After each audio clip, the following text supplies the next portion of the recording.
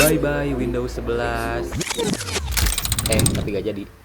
Beberapa waktu lalu saya udah siap nih mau pindah OS. Saya udah bosan setengah mati sama Windows 11 di PC kentang saya yang makin hari makin terasa berat dengan fitur AI-nya. Banyak bloatware dan banyak makan RAM, kayak orang kelaparan.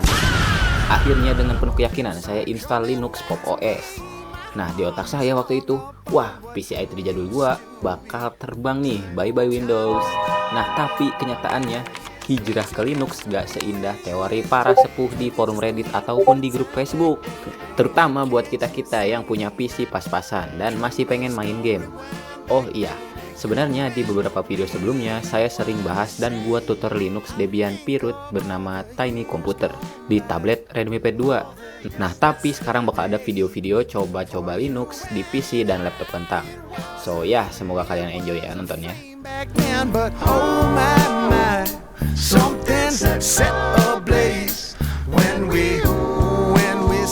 Nah, sebelum kita bahas masalahnya, mari kita lihat dulu nih gimana sih spesifikasi PC saya. Nah, di sini otaknya cuma pakai Intel Core i3 4160. Ini prosesor jadul ya, generasi keempat. Dan kartu grafisnya itu nggak ada ya. Di sini pakai GPU bawaan Intel HD Graphics 4400. Di sini RAM-nya 8GB, DDR3 single channel, dan untungnya untuk penyimpanan datanya saya udah pakai SSD SATA 128GB. Nah, pertanyaannya kenapa sih saya pilih Pop OS? Nah, kalau kalian cari rekomendasi di internet, banyak banget yang bilang OS ini adalah salah satu distro Linux terbaik buat pemula dan juga buat gamer. Tampilannya cakep, fiturnya matang, dan karena dia berbasis Ubuntu, otomatis ya tutorial penyelesaian masalahnya bertebaran lah di mana-mana. Selain itu, manajemen memorinya juga katanya efisien. Tapi gimana nih nyatanya?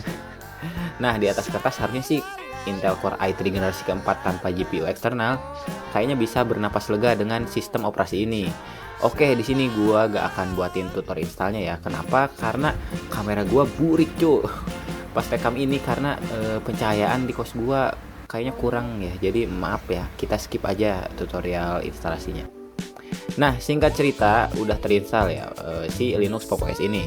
Pas pertama kali berhasil masuk ke desktop, jujur saya sempat takjub ya. Rasanya kayak dapet PC baru. Proses bootingnya itu cepet banget, hanya beberapa detik. Nah, pas saya cek dalam kondisi idle atau baru dinyalain, RAM yang kemakan itu sekitar 2,1 GB. Sebenarnya ini cukup boros RAM ya dibanding distro lain yang pernah saya coba. Tapi jika dibandingkan sama Windows 11 yang baru nyala aja udah langsung lahap sekitar 3 GB RAM, ya ini udah bagus banget lah. Nah, tetap aja masih unggul Windows 10 Ghost Spectre yang pas idle aja hanya memakan 1,2 GB RAM. Navigasinya juga cukup lancar ya. Fitur Windows stylingnya juga juara karena bisa otomatis ngelapin jendela aplikasi yang bikin saya berasa kayak pakai macOS. Buka YouTube juga lancar, ngetik-ngetik dokumen juga responsif, dan udah ada aplikasi Office bawaan nih dari LibreOffice dan bisa dijalankan tanpa masalah. Semua berjalan mulus tanpa kendala. Sampai di titik ini saya sempat mikir di dalam hati, fix nih gimana gua nggak bakal balik lagi ke Windows nih. Nah, tapi masalah sebenarnya mulai pas saya mulai rindu main game. Nah, saya sadar sih sebenarnya PC i3 Gen 4 tanpa GPU ini gak bakal mungkin bisa main game berat kayak Cyberpunk lah. Mana mungkin lah ya, yang ada CPU-nya malah meledak nanti.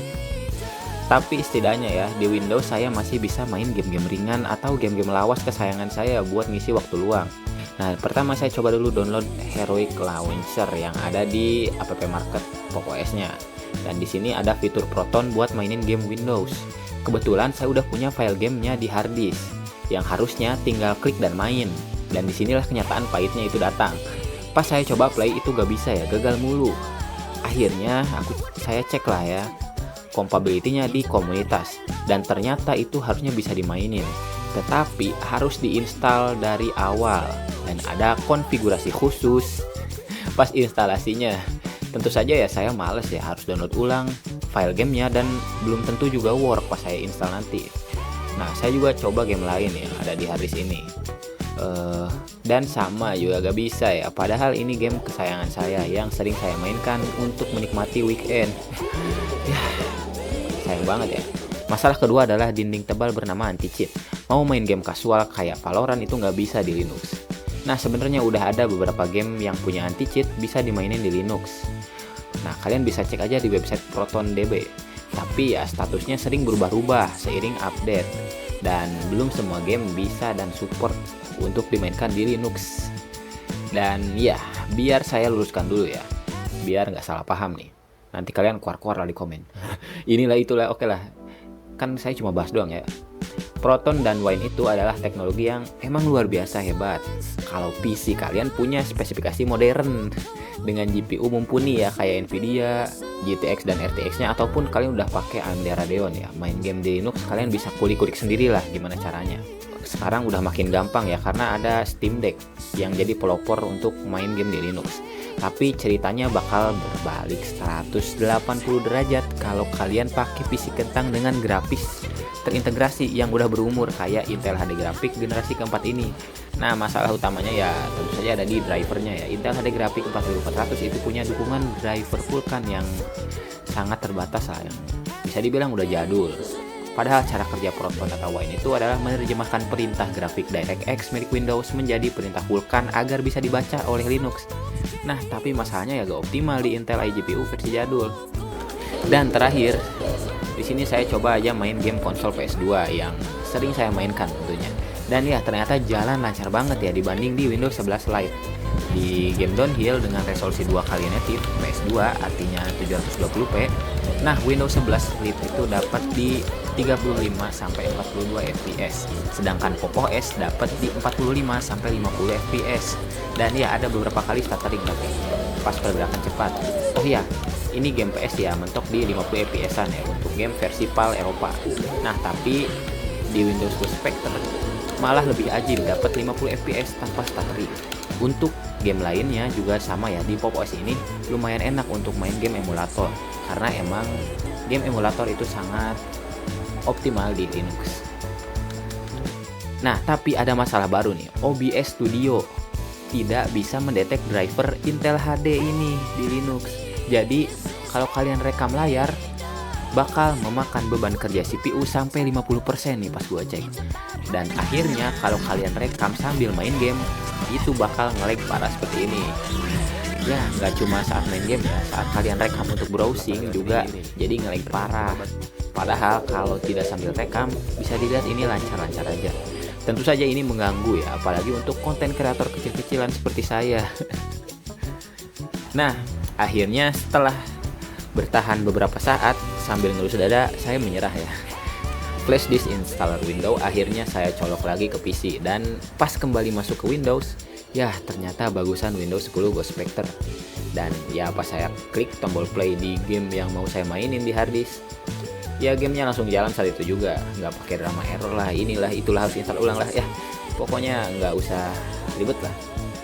Kesimpulannya apa ya, Linux Pop! OS itu adalah sistem operasi yang keren banget.